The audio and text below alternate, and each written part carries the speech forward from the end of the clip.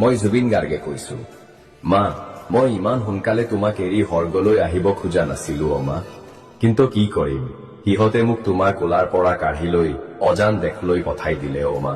মই ছিংগাপুৰলৈ আহিবলৈ মন নাছিলে মা। মই ভালকৈয়ে বুজি পাইছিলো যে সিহঁতে মোৰ লগত এনেকুৱা এটা ঘটনা কৰিব বুলি মা। সিহঁতে মোক কৈছিলে যে মই ছিংগাপুৰলৈ নগলে সিহঁতে আত্মহত্যা কৰিব। তেতিয়াই মোৰ মনটো কিবা এটা কথা বুজি পাইছিল মা। সিহঁতে মোক মাৰি পেলালে মা। মই আৰু বহুত কাম কৰিবলগীয়া আছিল মা, কিন্তু সিহঁতে মোৰ কামবোৰ কৰিব নিদিলে মা। মা, মোৰ যিটো মৃত্যুৰ খবৰ তুমি পাইছা সেইটো সঁচা নহয় মা। মোৰ মৃত্যুৰ পিছত ডাঙৰ এটা ষড়যন্ত্ৰ লুকাই আছে মা। মা, মোৰ মৃত্যুৰ ঘটনাটো ভালকৈ তদন্ত কৰিলে আচল কথা ওলাই পৰিব মা। কিন্তু কিছুমান দালালে মোৰ মৃত্যুৰ ঘটনাটো তল পেলাই দোষীক নিৰ্দোষী কৰিবলৈ বহুত চেষ্টা কৰি আছে মা।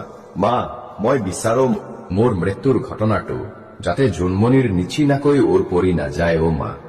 সিহঁতে মোৰ সপোনবোৰ থান বান কৰি দিছে মা।